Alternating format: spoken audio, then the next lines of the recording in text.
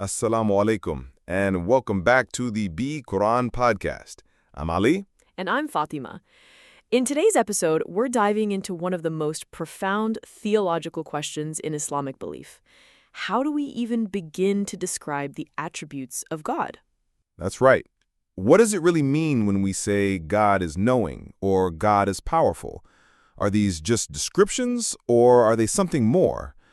Today's deep dive takes a hard look at these questions through a very specific and thought-provoking theological lens.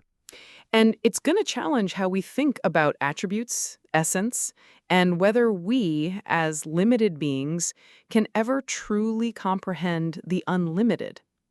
We'll explore ideas from Nahjul Balagha, analyze the statement, "The perfection of his purity is to deny him attributes," and dig into what it really means to worship a God that's utterly beyond definition.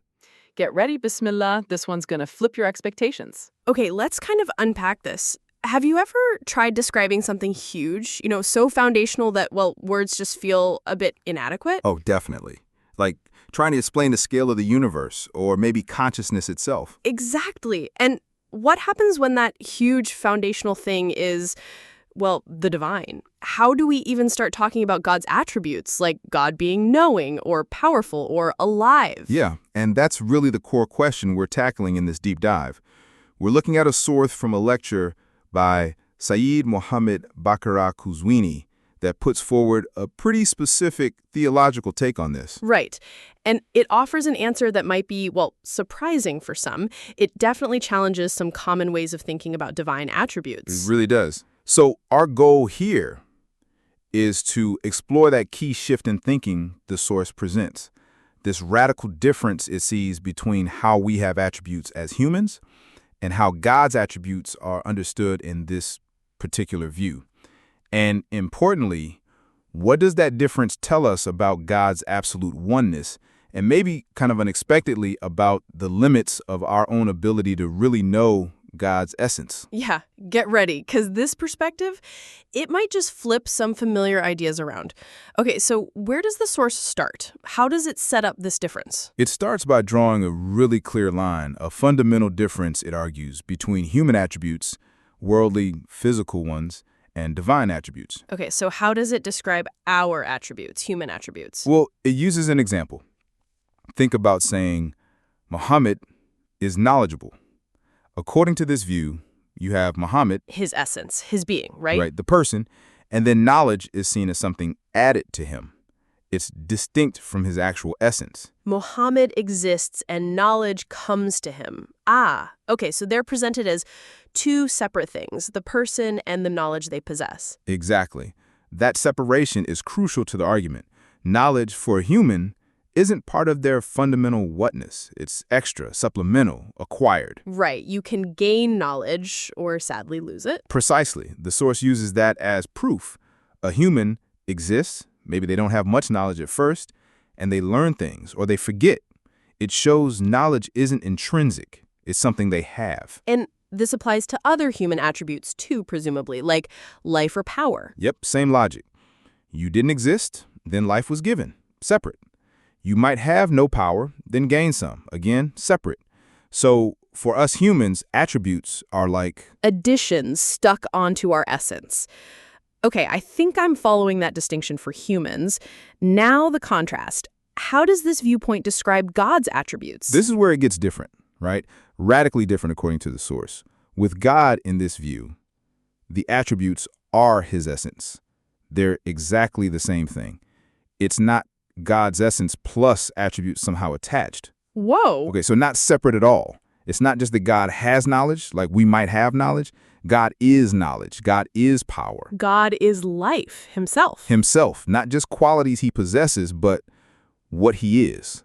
That's the core idea. The attributes are identical to his essence. Exactly.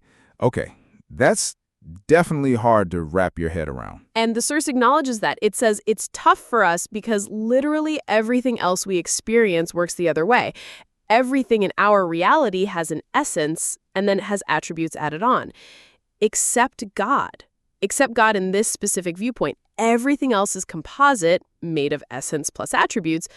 God is presented as the unique exception, absolutely simple, non-composite. So why? What's the theological reasoning behind this? Why must God's attributes be his essence, according to this perspective? Okay, this is foundational. The source argues that if God's attributes were separate from his essence, it would Mean God has, parts. parts, the different components. Yeah, you'd have God's core essence as one thing, maybe a knowledge part, a power part, a life part, all distinct from the essence but belonging to him. And having separate parts would imply, dependence. Exactly, dependence on those parts. It suggests God would need these separate attributes to be complete or to function. That implies need, dependence. Which goes against the whole idea of God being self-sufficient, needing nothing. Right, and maybe even more critically, it would mean dividing God's essence, the thought, into these components. But you can't divide the infinite, can you? That's the point being made. That's exactly the point being made.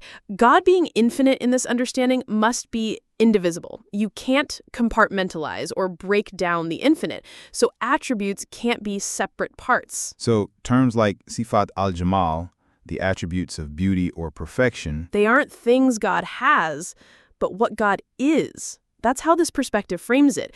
God is completeness. God is perfection. It's not a collection of qualities. It's the nature of the essence itself. So ultimately, God is just one single reality, one unified reality. The essence, the thought, is the knowledge, is the power. They're just all different ways our limited language refers to aspects of that single unified non-composite reality. But fundamentally, just one thing without parts. Without parts. That's the core theological assertion here. Wow. Okay, that is a pretty radical shift from how many people might think about it. So, does the source offer any proof, any backing for this idea? It does. It points towards proofs and highlights one key piece of evidence from Hadith, specifically a statement from Imam Ali ibn Abi Talib. Okay. It's from the very first sermon in Nahjul Balagha, and the statement cited is, "The perfection of his purity is to deny him attributes." Hold on. Deny him attributes?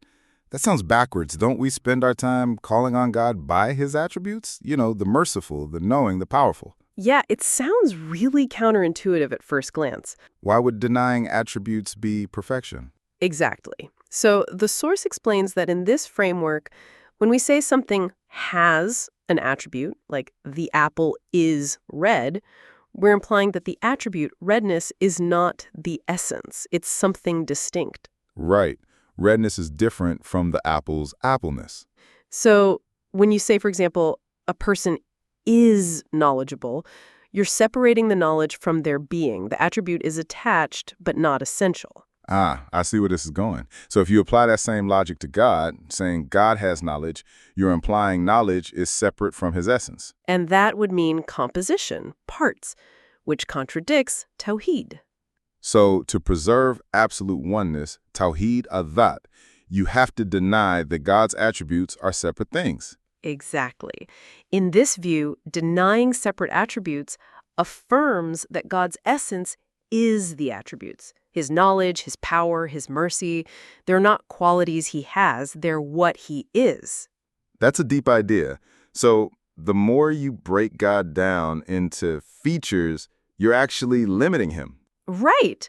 Which leads the source to criticize what it calls anthropomorphic views of God. Yes, I remember. It cites figures like Ibn Taymiyyah, who, based on literal readings of Quranic verses, describe God as having two eyes, a hand, even sitting on a throne. And it even references a hadith in Sahih Bukhari that says God will place his leg into hell and hell will say, "Enough, enough." The source sees this kind of literalism as the result of failing to grasp the difference between human and divine attributes. Yes, when you assume God is like us, an essence with attached traits, you end up imagining him in physical terms. But God's essence is his attributes, utterly indivisible. So these physical descriptions are, at best, metaphorical. Exactly. Which brings us to one of the most profound ideas in this episode, the name Allah itself. Ah, yes, the source mentions a different derivation for the name Allah from the root alif lam ha, which means to bewilder, to block, or to be dazzled. And it connects that to a hadith which says, Allah has blocked his creation from knowing his essence. meaning that truly knowing God's his essence, is impossible for creation. Not just hard, impossible. Exactly, because our minds are limited, composite, and conditioned by space, time, and parts. God's essence is beyond all that.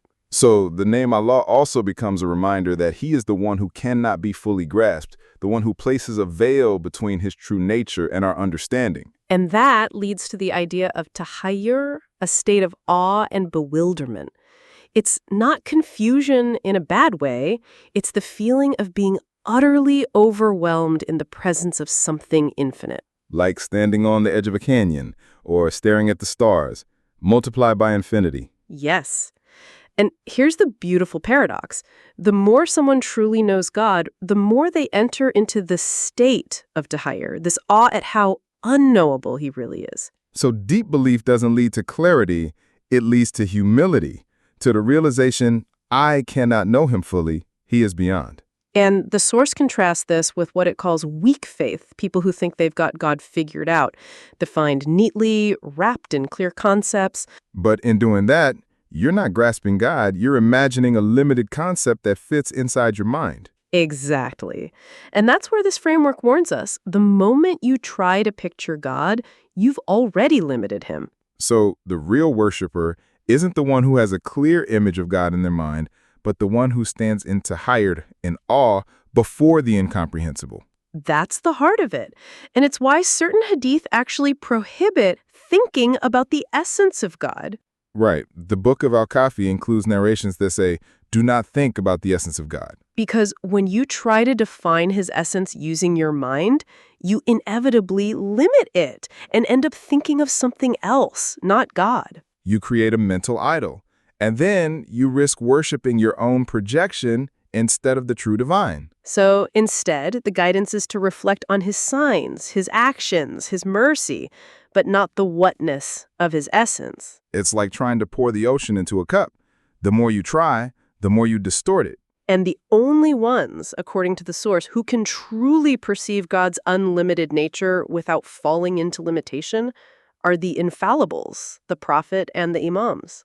Right. It quotes the Prophet saying to Imam Ali, "O Ali, only you and I know God." Because their understanding is not bound by created concepts. They see without projecting. So, to wrap this all up, what does this mean for us? It means that real spiritual depth might not be in figuring God out, but in realizing He cannot be figured out and worshiping in all of that. So the takeaway is God's attributes are His essence. He has no parts. And the more we try to define Him, the more we might actually lose sight of Him. But the more we recognize that, stand before Him in awe, in humility, in wonder, that might be the truest form of knowing God. And that's where we'll leave it today. Thanks for joining us in this deep dive. Until next time, may your search for knowledge lead you to awe.